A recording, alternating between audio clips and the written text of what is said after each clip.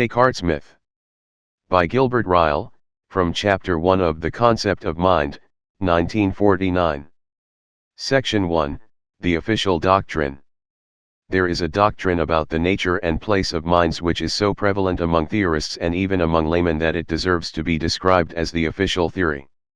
Most philosophers, psychologists, and religious teachers subscribe, with minor reservations, to its main articles and, although they admit certain theoretical difficulties in it, they tend to assume that these can be overcome without serious modifications being made to the architecture of the theory.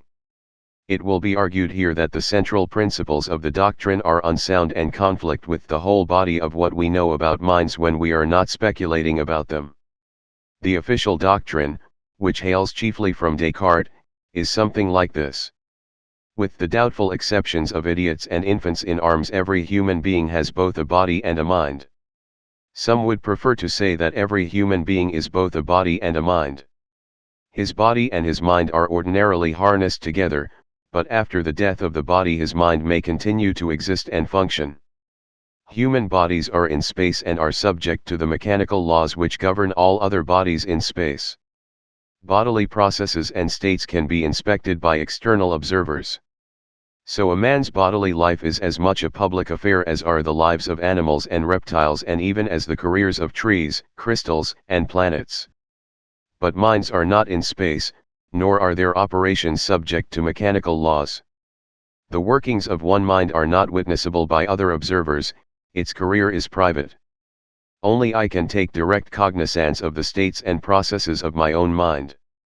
A person therefore lives through two collateral histories, one consisting of what happens in and to his body, the other consisting of what happens in and to his mind. The first is public, the second private. The events in the first history are events in the physical world, those in the second are events in the mental world. It has been disputed whether a person does or can directly monitor all or only some of the episodes of his own private history, but, according to the official doctrine, of at least some of these episodes he has direct and unchallengeable cognizance. In consciousness, self-consciousness, and introspection he is directly and authentically apprised of the present states and operations of his mind. He may have great or small uncertainties about concurrent and adjacent episodes in the physical world, but he can have none about at least part of what is momentarily occupying his mind. It is customary to express this bifurcation of his two lives and of his two worlds by saying that the things and events which belong to the physical world, including his own body, are external, while the workings of his own mind are internal. This antithesis of outer and inner is of course meant to be construed as a metaphor, since minds, not being in space, could not be described as being spatially inside anything else, or as having things going on spatially inside themselves. But relapses from this good intention are common and theorists are found speculating how stimuli, the physical sources of which are yards or miles outside a person's skin, can generate mental responses inside his skull, or how decisions framed inside his cranium can set going movements of his extremities. Even when inner and outer are construed as metaphors, the problem how a person's mind and body influence one another is notoriously charged with theoretical difficulties. What the mind wills, the legs, arms and the tongue execute, what affects the ear and the eye has something to do with what the mind perceives. Grimaces and smiles betray the mind's moods and bodily castigation lead, it is hoped, to moral improvement. But the actual transactions between the episodes of the private history and those of the public history remain mysterious, since by definition they can belong to neither series.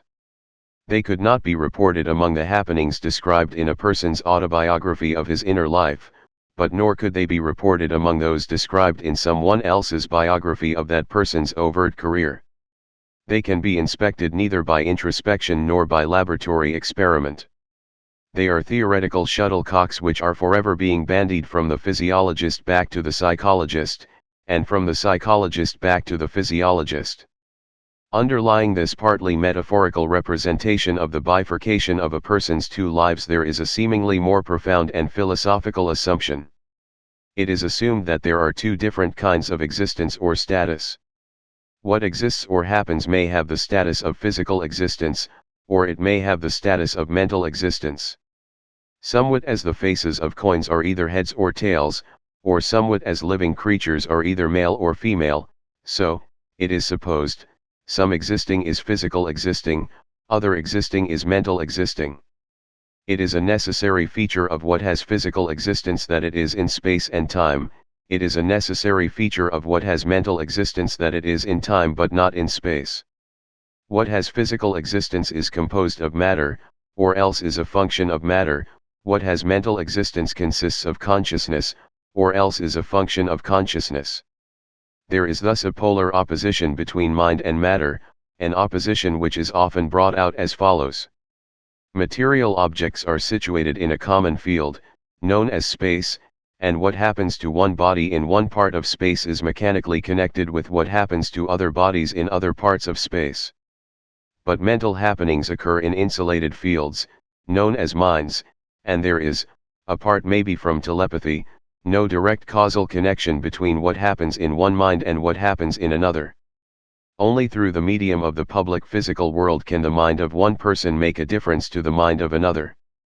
The mind is its own place, and in his inner life each of us lives the life of a ghostly Robinson Crusoe. People can see, hear, and jolt one another's bodies, but they are irremediably blind and deaf to the workings of one another's minds and inoperative upon them. What sort of knowledge can be secured of the workings of a mind? On the one side, according to the official theory, a person has direct knowledge of the best imaginable kind of the workings of his own mind. Mental states and processes are, or are normally, conscious states and processes, and the consciousness which irradiates them can engender no illusions and leaves the door open for no doubts. A person's present thinkings, feelings, and willings, his perceivings, rememberings and imaginings are intrinsically phosphorescent, their existence and their nature are inevitably betrayed to their owner. The inner life is a stream of consciousness of such a sort that it would be absurd to suggest that the mind whose life is that stream might be unaware of what is passing down it. True, the evidence adduced recently by Freud seems to show that there exist channels tributary to this stream, which run hidden from their owner. People are actuated by impulses the existence of which they vigorously disavow, some of their thoughts differ from the thoughts which they acknowledge, and some of the actions which they think they will to perform they do not really will. They are thoroughly gulled by some of their own hypocrisies, and they successfully ignore facts about their mental lives which on the official theory ought to be patent to them. Holders of the official theory tend, however, to maintain that anyhow in normal circumstances a person must be directly and authentically seized of the present state and workings of his own mind. Besides being currently supplied with these alleged immediate data of consciousness, a person is also generally supposed to be able to exercise from time to time a special kind of perception, namely inner perception, or introspection. He can take a non-optical look at what is passing in his mind. Not only can he view and scrutinize a flower through his sense of sight and listen to and discriminate the notes of a bell through his sense of hearing, he can also reflectively or introspectively watch, without any bodily organ of sense, the current episodes of his inner life. This self-observation is also commonly supposed to be immune from illusion, confusion, or doubt. A mind's reports of its own affairs have a certainty superior to the best that is possessed by its reports of matters in the physical world. Sense perceptions can, but consciousness and introspection cannot, be mistaken or confused. On the other side, one person has no direct access of any sort to the events of the inner life of another. He cannot do better than make problematic inferences from the observed behavior of the other person's body to the states of mind which, by analogy from his own conduct, he supposes to be signalized by that behavior. Direct access to the workings of a mind is the privilege of that mind itself. In default of such privileged access, the workings of one mind are inevitably occult to everyone else. For the supposed arguments from bodily movements similar to their own, to mental workings similar to their own, would lack any possibility of observational corroboration. Not unnaturally, therefore, an adherent of the official theory finds it difficult to resist this consequence of his premises, that he has no good reason to believe that there do exist minds other than his own. Even if he prefers to believe that to other human bodies there are harnessed minds not unlike his own, He cannot claim to be able to discover their individual characteristics, or the particular things that they undergo and do. Absolute solitude is on this showing the ineluctable destiny of the soul. Only our bodies can meet. As a necessary corollary of this general scheme, there is implicitly prescribed a special way of construing our ordinary concepts of mental powers and operations. The verbs, nouns, and adjectives, with which in ordinary life we describe the wits, characters, and higher grade performances of the people with whom we have do, are required to be construed as signifying special episodes in their secret histories, or else as signifying tendencies for such episodes to occur. When someone is described as knowing, believing, or guessing something, as hoping, dreading, intending or shirking something, as designing this or being amused at that, these verbs are supposed to denote the occurrence of specific modifications in his, to us, occult stream of consciousness. Only his own privileged access to the stream in direct awareness and introspection could provide authentic testimony that these mental conduct verbs were correctly or incorrectly applied. The onlooker, be he teacher, critic, biographer, or friend, can never assure himself that his comments have any vestige of truth. Yet it was just because we do in fact all know how to make such comments, make them with general correctness and correct them when they turn out to be confused or mistaken, that philosophers found it necessary to construct their theories of the nature and place of minds. Finding mental conduct concepts being regularly and effectively used, they properly sought to fix their logical geography. But the logical geography officially recommended would entail that there could be no regular or effective use of these mental conduct concepts in our descriptions of, and prescriptions for, other people's minds. Section 2, The Absurdity of the Official Doctrine. Such in outline is the official theory. I shall often speak of it, with deliberate abusiveness, as the dogma of the ghost in the machine. I hope to prove that it is entirely false, and false not in detail but in principle. It is not merely an assemblage of particular mistakes. It is one big mistake, and a mistake of a special kind. It is, namely, a category mistake. It represents the facts of mental life as if they belong to one logical type or category, or range of types or categories, when they actually belong to another. The dogma is therefore a philosopher's myth. In attempting to explode the myth, I shall probably be taken to be denying well-known facts about the mental life of human beings, and my plea that I aim at doing nothing more than rectify the logic of mental conduct concepts will probably be disallowed as mere subterfuge. I must first indicate what is meant by the phrase category mistake. This I do in a series of illustrations. A foreigner visiting Oxford or Cambridge for the first time is shown a number of colleges, libraries, playing fields, museums, scientific departments, and administrative offices. He then asks, but where is the university? I have seen where the members of the colleges live, where the registrar works, where the scientists experiment and the rest. But I have not yet seen the university in which reside and work the members of your university. It has then to be explained to him that the university is not another collateral institution, some ulterior counterpart to the colleges, laboratories, and offices which he has seen. The university is just the way in which all that he has already seen is organized. When they are seen and when their coordination is understood, the university has been seen. His mistake lay in his innocent assumption that it was correct to speak of Christ Church, the Bodleian Library, the Ashmolean Museum and the University, to speak, that is, as if the University stood for an extra member of the class of which these other units are members. He was mistakenly allocating the University to the same category as that to which the other institutions belong. The same mistake would be made by a child witnessing the march past of a division, who, having had pointed out to him such and such battalions, batteries, squadrons, etc., asked when the division was going to appear. He would be supposing that a division was a counterpart to the units already seen, partly similar to them and partly unlike them. He would be shown his mistake by being told that in watching the battalions, batteries, and squadrons marching past he had been watching the division marching past. The march past was not a parade of battalions, batteries, squadrons, and a division. it was a parade of the battalions, batteries, and squadrons of a division. One more illustration. A foreigner watching his first game of cricket learns what are the functions of the bowlers, the batsmen, the fielders, the umpires, and the scorers. He then says, but there is no one left on the field to contribute the famous element of team spirit. I see who does the bowling, the batting, and the wicket-keeping, but I do not see whose role it is to exercise esprit de corps. Once more, it would have to be explained that he was looking for the wrong type of thing. Team spirit is not another cricketing operation supplementary to all of the other special tasks. It is, toughly, the keenness with which each of the special tasks is performed, and performing a task keenly is not performing two tasks.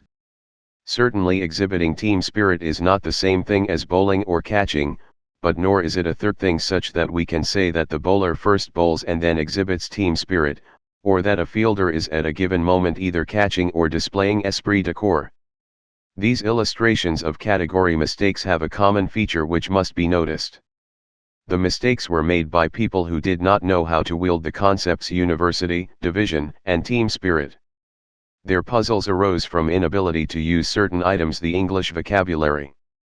The theoretically interesting category mistakes are those made by people who are perfectly competent to apply concepts, at least the situations with which they are familiar, but are still liable in their abstract thinking to allocate those concepts to logical types which they do not belong. An instance of a mistake of this sort would be the following story. A student of politics has learned the main differences between the British, the French, and the American constitutions, and has learned also the differences and connections between the cabinet, parliament, the various ministries, the judicature, and the Church of England. But he still becomes embarrassed when asked questions about the connections between the Church of England, the Home Office, and the British Constitution. For while the Church and the Home Office are institutions, the British Constitution is not another institution in the same sense of that noun. So inter-institutional relations which can be asserted or denied to hold between the Church and the Home Office cannot be asserted or denied to hold between either of them and the British Constitution. The British Constitution is not a term of the same logical type as the Home Office and the Church of England. In a partially similar way, John Doe may be a relative, a friend, an enemy, or a stranger to Richard Roe, but he cannot be any of these things to the average taxpayer. He knows how to talk sense in certain sorts of discussions about the average taxpayer, but he is baffled to say why he could not come across him in the street as he can come across Richard Roe. It is pertinent to our main subject to notice that, so long as the student of politics continues to think of the British Constitution as a counterpart to the other institutions, he will tend to describe it as a mysteriously occult institution, and so long as John Doe continues to think of the average taxpayer as a fellow citizen, he will tend to think of him as an elusive insubstantial man, a ghost who is everywhere yet nowhere. My destructive purpose is to show that a family of radical category mistakes is the source of the double life theory. The representation of a person as a ghost mysteriously ensconced in a machine derives from this argument. Because, as is true, a person's thinking, feeling, and purpose of doing cannot be described solely in the idioms of physics, chemistry, and physiology, therefore they must be described in counterpart idioms. As the human body is a complex organized unit, so the human mind must be another complex organized unit, though one made of a different sort of stuff and with a different sort of structure. Or, again, as the human body, like any other parcel of matter, is a field of causes and effects, so the mind must be another field of causes and effects, though not, heaven be praised, mechanical causes and effects. Section 3, The Origin of the Category Mistake. One of the chief intellectual origins of what I have yet to prove to be the Cartesian category mistake seems to be this. When Galileo showed that his methods of scientific discovery were competent to provide a mechanical theory which should cover every occupant of space, Descartes found in himself two conflicting motives. As a man of scientific genius he could not but endorse the claims of mechanics, yet as a religious and moral man he could not accept, as Hobbes accepted, the discouraging rider to those claims, namely that human nature differs only in degree of complexity from clockwork. The mental could not be just a variety of the mechanical. He and subsequent philosophers naturally but erroneously availed themselves of the following escape route. Since mental conduct words are not to be construed as signifying the occurrence of mechanical processes, they must be construed as signifying the occurrence of non-mechanical processes, since mechanical laws explain movements in space as the effects of other movements in space. Other laws must explain some of the non-spatial workings of minds as the effects of other non-spatial workings of minds. The difference between the human behaviors which we describe as intelligent and those which we describe as unintelligent must be a difference in their causation. So, while some movements of human tongues and limbs are the effects of mechanical causes, others must be the effects of non-mechanical causes, i.e. some issue from movements of particles of matter, others from workings of the mind. The differences between the physical and the mental were thus represented as differences inside the common framework of the categories of thing, stuff, attribute, state, process, change, cause and effect. Minds are things, but different sorts of things from bodies. Mental processes are causes and effects, but different sorts of causes and effects from bodily movements. And so on. Somewhat as the foreigner expected the university to be an extra edifice, rather like a college but also considerably different, so the repudiators of mechanism represented minds as extra centers of causal processes, rather like machines but also considerably different from them. Their theory was a paramechanical hypothesis. That this assumption was at the heart of the doctrine is shown by the fact that there was from the beginning felt to be a major theoretical difficulty in explaining how minds can influence and be influenced by bodies. How can a mental process, such as willing, cause spatial movements like the movements of the tongue? How can a physical change in the optic nerve have among its effects a mind's perception of a flash of light? This notorious crux by itself shows the logical mold into which Descartes pressed his theory of the mind. It was the self-same mold into which he and Galileo set their mechanics. Still unwittingly adhering to the grammar of mechanics, he tried to avert disaster by describing minds in what was merely an obverse vocabulary. The workings of minds had to be described by the mere negatives of the specific descriptions given to bodies. They are not in space, they are not motions, they are not modifications of matter, they are not accessible to public observation. Minds are not bits of clockwork, they are just bits of not clockwork. As thus represented, minds are not merely ghosts harnessed to machines, they are themselves just spectral machines. Though the human body is an engine, it is not quite an ordinary engine, since some of its workings are governed by another engine inside it, this interior governor engine being one of a very special sort. It is invisible, inaudible, and it has no size or weight. It cannot be taken to bits and the laws it obeys are not those known to ordinary engineers. Nothing is known of how it governs the bodily engine. A second major crux points the same moral. Since, according to the doctrine, minds belong to the same category as bodies and since bodies are rigidly governed by mechanical laws, it seemed to many theorists to follow that minds must be similarly governed by rigid non-mechanical laws. The physical world is a deterministic system, so the mental world must be a deterministic system. Bodies cannot help the modifications that they undergo, so minds cannot help pursuing the careers fixed for them. Responsibility, choice, merit, and demerit are therefore inapplicable concepts, unless the compromise solution is adopted of saying that the laws governing mental processes, unlike those governing physical processes, have the congenial attribute of being only rather rigid. The problem of the freedom of the will was the problem how to reconcile the hypothesis that minds are to be described in terms drawn from the categories of mechanics with the knowledge that higher-grade human conduct is not of a piece with the behavior of machines. It is an historical curiosity that it was not noticed that the entire argument was broken-backed. Theorists correctly assumed that any sane man could already recognize the differences between, say, rational and non-rational utterances or between purposive and automatic behavior. Else there would have been nothing requiring to be salved from mechanism. Yet the explanation given presupposed that one person could in principle never recognize the difference between the rational and the irrational utterances issuing from other human bodies, since he could never get access to the postulated immaterial causes of some of their utterances. Save for the doubtful exception of himself, he could never tell the difference between a man and a robot. It would have to be conceded, for example, that, for all that we can tell, the inner lives of persons who are classed as idiots or lunatics are as rational as those of anyone else. Perhaps only their overt behavior is disappointing, that is to say, perhaps idiots are not really idiotic, or lunatics lunatic. Perhaps, too, some of those who are classed as sane are really idiots. According to the theory, external observers could never know how the overt behavior of others is correlated with their mental powers and processes, and so they could never know or even plausibly conjecture whether their applications of mental conduct concepts to these other people were correct or incorrect.